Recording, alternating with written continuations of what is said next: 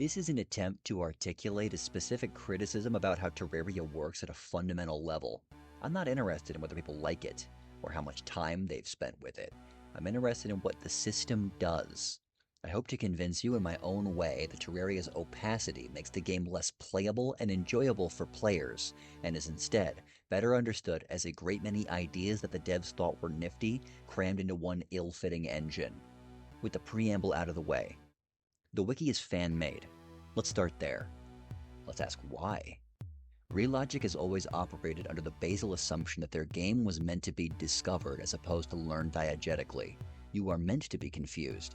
That confusion is the point of Terraria. You are meant to die to mimics and dead man's chests. You are meant to be unaware of what enemies drop what. You are meant to fail to lost girls, and statue enemies are meant to trick the player. You are supposed to have no idea what Shimmer does. If you did, they would put it in the patch notes, which they intentionally do not do. They in fact make a point to exclude information from the patch notes, which is one of a few things Terraria shares with a Trojan. The wikis have been accumulating over the course of tens of thousands of man-hours, trial and erroring, and data mining information out of the game. Relogic would call that siphoning the fun out of discovery, but there are people who in good faith can approach the game for their entire lifetime and never discover sponges. You need a wiki to discover not even optimal progression, but basic progression. When you are trying to craft a Terrablade, where do you get the Muramasa? You would assume, based on the fact that every other item is crafted, that you craft it. But you don't. You find it in the dungeon, by opening dungeon chests with gold keys. If you happened to not know that, you run the real risk of not finding it because most of the other loot is pretty horrible. Another example. How are you meant to discover that shimmering a golden worm increases your fishing power permanently? How are you meant to discover golden critters at all? The counter-objection to all of that, these items will be found by long playtime. That works for a good chunk of items, but will be the worst decision ever for a different subset of items. Long-time play, grinding out attempts, is a horrible way to discover which enemies drop what items you need as a material for an accessory. If you were looking for lizard power cells to retry the golem fight, for example, which makes more sense? Fighting flying snakes, the undead, and lizards that show up in the temple every so often to hope they drop what you're looking for? Or to make a new world where every single chest in that new jungle temple will have one? Yes, technically, lizards do drop them, at a rate rarer than can be reasonably inferred. A lot of enemies drop rare items though, so maybe the player has learned that by now, and at least lizards are actually similar to the things they drop.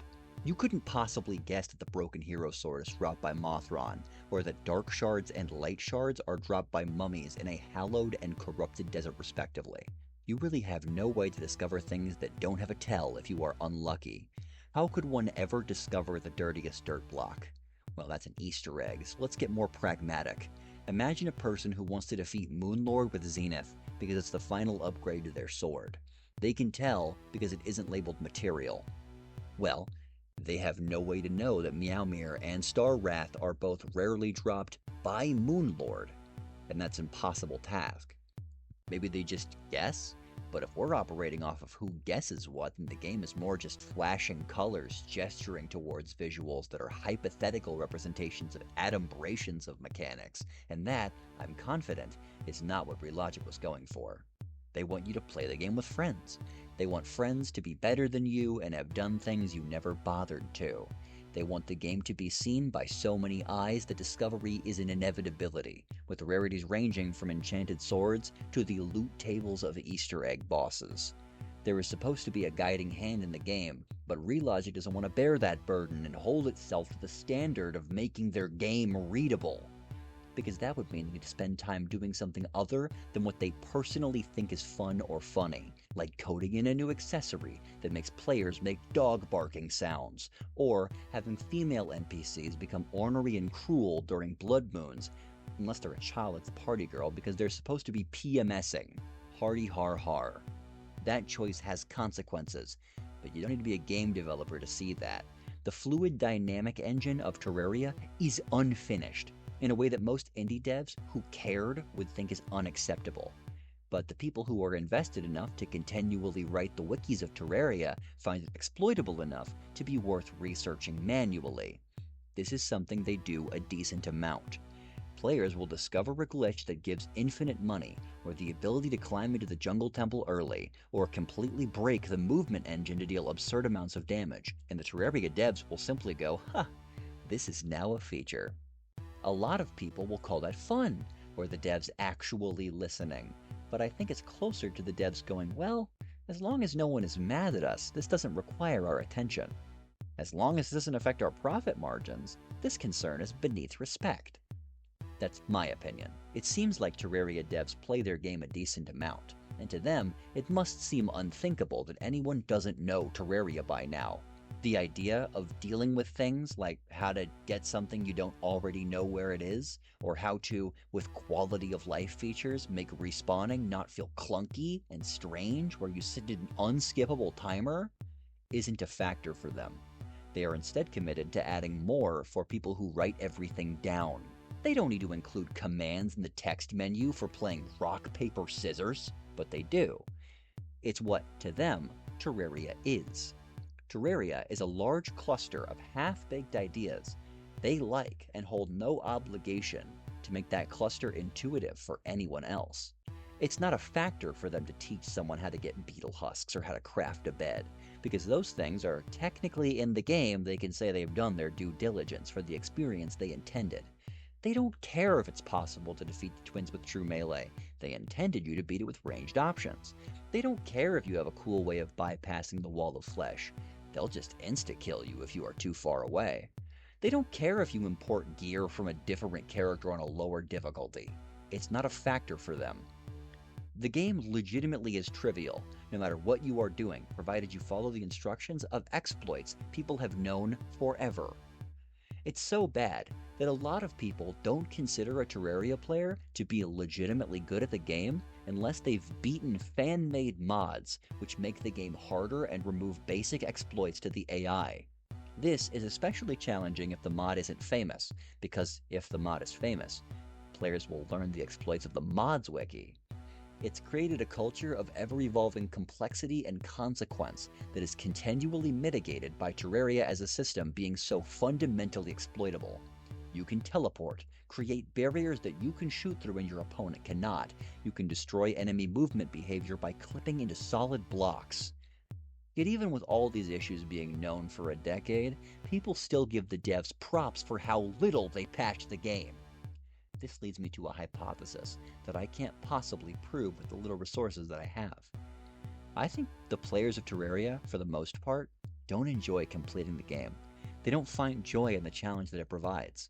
I think they find catharsis in how much they understand the game that used to be difficult for them. Since they aren't dealing with the opaque roadblocks that a person might have if they'd never played the game before, they treat those fundamental criticisms as a skill issue. Or like people who were never going to like Terraria anyway.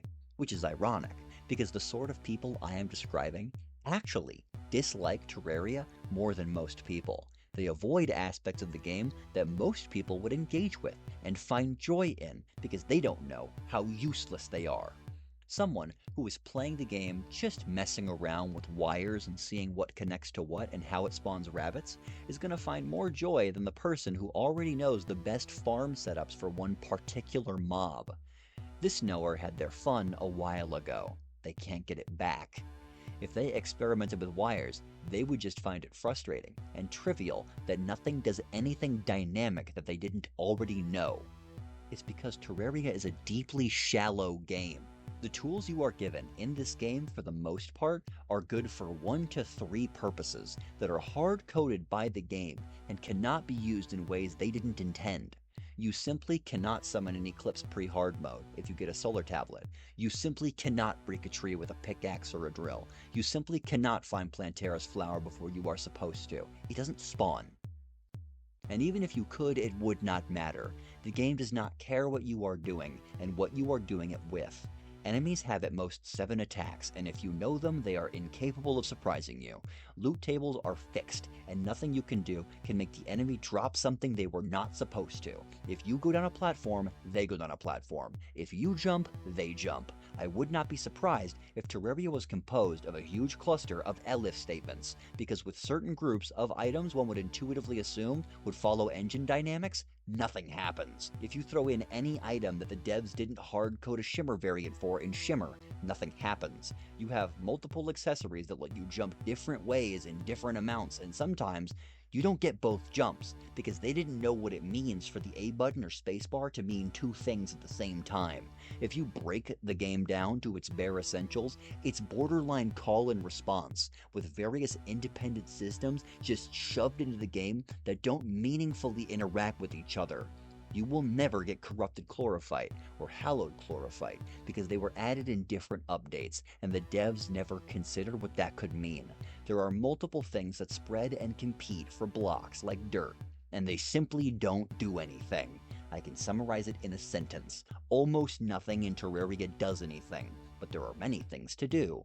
You will find almost no use for bathtubs, plates, and bookcases, but you could still make one out of any given decoration item. There is no good reason for the mid-tier hard mode ores like orichalcum, mithril, cobalt, and palladium to be in the game. They're replaced in minutes. You can construct whatever you want out of them.